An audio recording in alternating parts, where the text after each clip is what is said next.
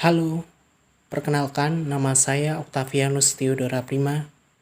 Kali ini saya akan menjelaskan mengenai sejarah perkembangan perencanaan sosial. Proses perencanaan diawali oleh Frederick Lepley yang melakukan survei untuk pertama kalinya. Ia menggunakan keluarga sebagai dasar survei dan menarik kesimpulan berdasarkan pendapat keluarga. Pekerjaan memiliki fokus pada kondisi sosial, yaitu tinjauan mengenai bagaimana seorang anggota masih dapat merasa nyaman berada dalam masyarakat secara keseluruhan. Tokoh lain yang berpengaruh dalam sejarah survei perencanaan adalah Patrick Gides, yang mengaplikasikan metode Lepley dalam perencanaan wilayah. Ia adalah seorang ahli biologi, tetapi telah mendedikasikan diri sebagai profesi perencana dan telah menyelesaikan sejumlah pekerjaan dalam bidang perencanaan. Patrick Gides merupakan ahli yang menyadari pentingnya perencanaan dalam menata pemukiman.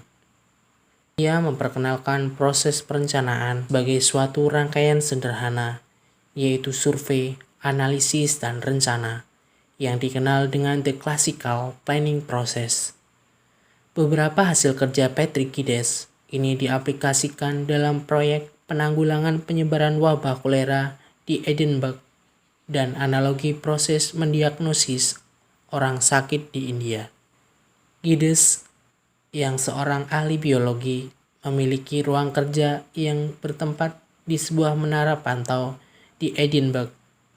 Ia tidak hanya melihat korban yang sakit selayaknya dokter, tetapi juga meninjau korban dilihat dari sudut pandang komunitas perkotaan dan lokasi permukiman. Ia melakukan survei terhadap penduduk-penduduk di setiap komunitas tersebut. Gides, yang semula ahli biologi, kemudian menekuni ilmu geografi dan lingkungan untuk memahami struktur kota, yang kemudian juga menelusuri bidang baru perencanaan. Kini ia diakui sebagai bapak perencanaan dunia. Setelah Perang Dunia Pertama, teknik survei sosial diaplikasikan lebih banyak dan lebih dalam terhadap lingkungan perencanaan wilayah dan kota, yang juga memiliki cakupan yang semakin luas. Seiring perkembangan zaman dan waktu, pakar-pakar lain memberi pembaharuan dan pengembangan sebagai hasil kritik terhadap metode perencanaan klasik sebagai suatu bentuk proses yang berhenti saat rencana selesai.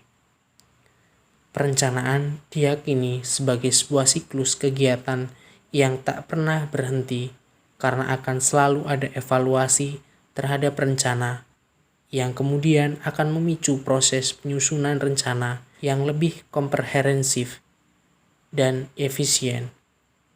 Pakar-pakar yang melakukan penyempurnaan diantaranya adalah Brin, McLaughlin, Patton, dan Sawicki, Diana Coyer, Terry Moore, serta William. Setiap pakar tersebut memberi penyempurnaan terutama dari segi tahapan-tahapan dalam perencanaan. Menurut versi lain, perencanaan muncul di akhir abad ke-19 dan pasca Perang Dunia Kedua, berfokus pada aspek desain lingkungan fisik dan disebut sebagai tahap morphological conception of space. Seiring dengan waktu, perencanaan berkembang karena adanya kebutuhan manusia, sehingga perencanaan dibutuhkan manusia agar potensi kegagalan semakin kecil dalam usaha pemenuhan kebutuhan. Kebutuhan manusia sangatlah kompleks, sehingga perencanaan menjadi ilmu yang tergolong multidisiplin. Hal tersebut menyebabkan kecenderungan perencanaan dikaitkan dengan aspek yang luas seperti sosial, ekonomi, budaya. Pandangan luas mengenai perencanaan ini terjadi pada era tahun 60-an dan digambarkan oleh Taylor sebagai pergeseran besar menuju sociological conception of space.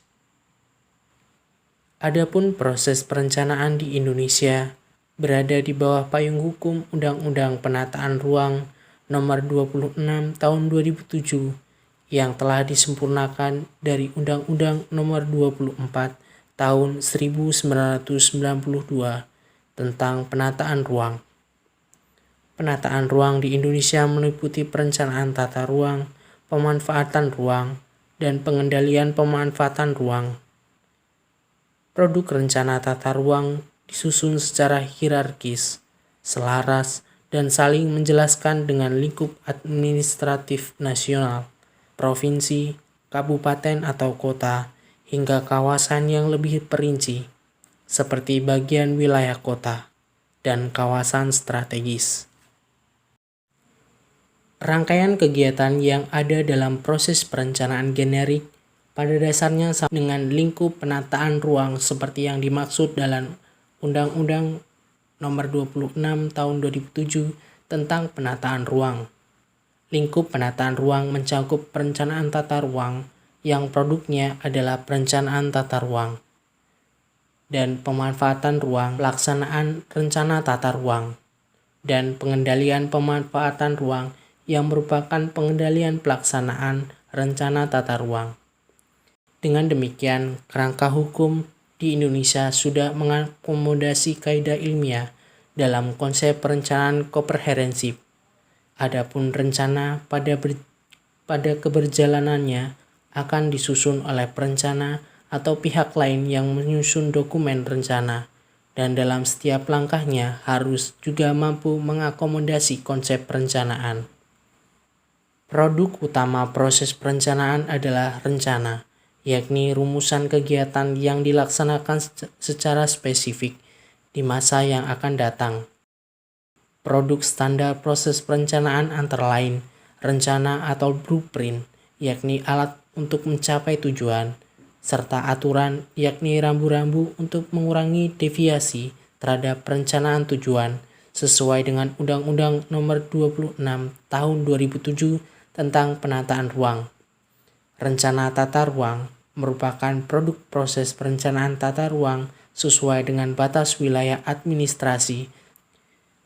Tiap jenis atau tingkatan rencana tata ruang wilayah berbeda jika dilihat dari perincian substansi, skala ketelitian peta, periode, dan jangka waktu rencana, legalitas atau penataannya, serta fungsi dan manfaat.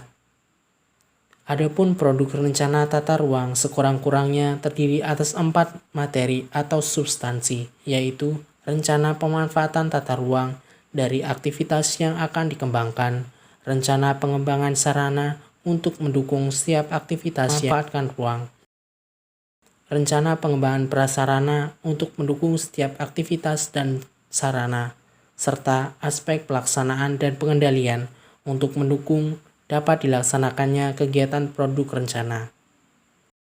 Demikian yang dapat saya paparkan mengenai sejarah perkembangan perencanaan sosial. Semoga video kali ini dapat memberi manfaat. Sekian dan terima kasih.